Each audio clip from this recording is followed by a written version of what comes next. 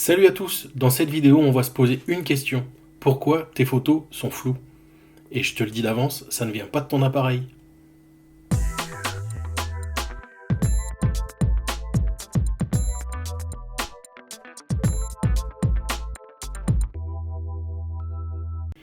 Si tes photos sont floues, c'est probablement pas de la faute de ton appareil. Et non, ce n'est pas non plus une question de mégapixels. Dans 90% des cas, le problème vient d'ailleurs. Et je vais essayer de te montrer exactement pourquoi. À la fin de cette vidéo, tu sauras pourquoi tes photos sont floues et surtout comment régler ça immédiatement. Quand une photo est floue, on accuse souvent l'appareil, l'objectif ou un manque de qualité. Mais dans la réalité, la plupart des appareils photo sur le marché aujourd'hui sont capables de faire des photos nettes, sans problème. Le flou sur tes photos vient presque souvent de la prise de vue. La première cause, c'est la plus fréquente, c'est la vitesse de ton obturateur. Quand elle est trop lente, même si tu bouges un tout petit peu, un micro-mouvement peut générer un flou. À 1/30 de seconde, sans stabilisation, c'est très facile d'avoir un flou de bouger à cause d'un micro-mouvement. La solution? Augmente la vitesse de ton obturateur à 1/125e, 1/250e.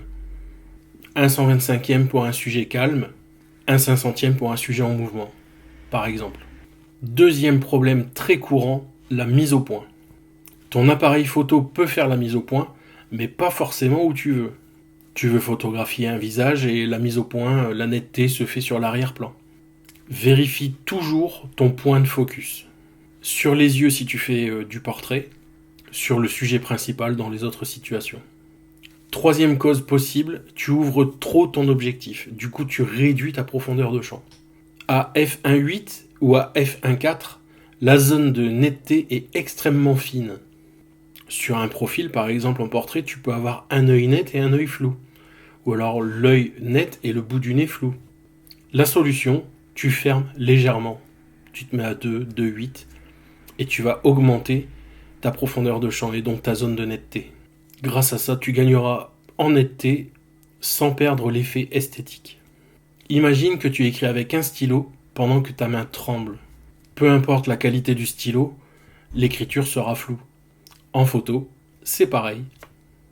Concernant la vitesse de votre obturateur, je vous ai fait une petite vidéo démonstration pour essayer de vous montrer la différence entre 4 vitesses d'obturation différentes sur un sujet en mouvement, à savoir un métronome, qui était réglé à 76 de mémoire. Donc j'ai fait une photo à 1/30e, une photo à 1/125e, une à 1/250e et une à 1/500e. Sans corriger l'exposition, on s'en fiche, c'est pas le sujet. Mais juste pour vous montrer que plus on augmente la vitesse, plus mon sujet est net. Mon sujet en mouvement est net. Pour vous montrer l'influence du réglage de la bonne vitesse sur votre boîtier pour un sujet en mouvement, j'ai préparé une petite scénette pour vous faire une démonstration en fait. J'utilise un métronome, mon appareil photo sur trépied pour éviter tout flou de bouger, pour pas que les résultats soient biaisés. Et je vais vous faire une photo à 1/30e, à 1/125e et à 1/250e. Donc je vous montre.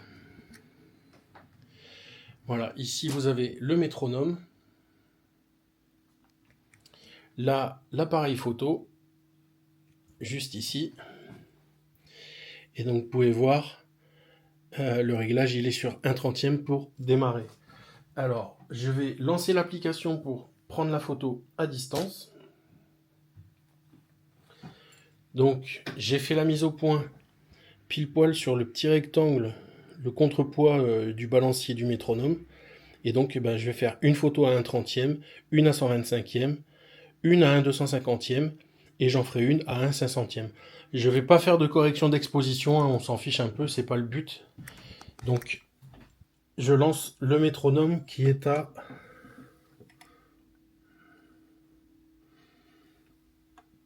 76. Donc le métronome est à 76. Là, il est lancé. Et donc, je vais prendre les photos. Donc d'abord, on a dit 1/30e. Je retourne la caméra.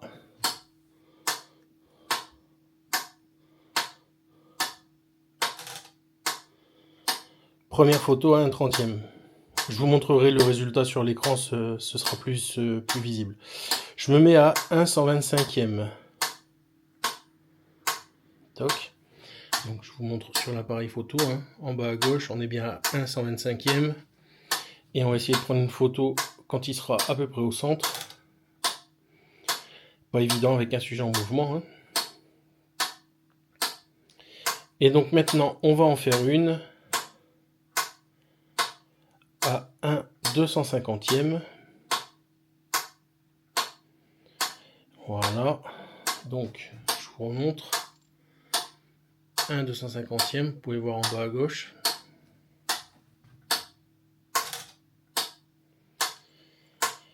Et une dernière qu'on va mettre à 1/500e. Donc je vous remontre. En bas à gauche, 1/500e. Et on est parti pour la photo.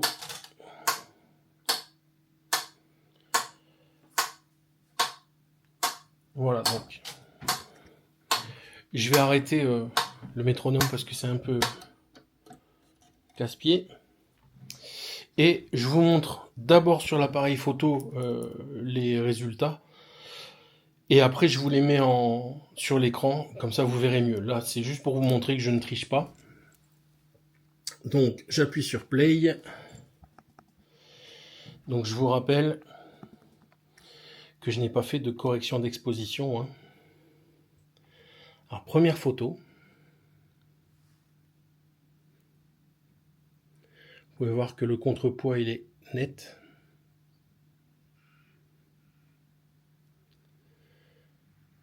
Deuxième photo. Le contrepoids est net, hein. On était à 1/250e, c'est toujours indiqué là. 1/125e. Vous voyez que c'est un petit peu moins net, surtout sur le haut de la tige. On est bien à 1/125e. Et à 1/30e,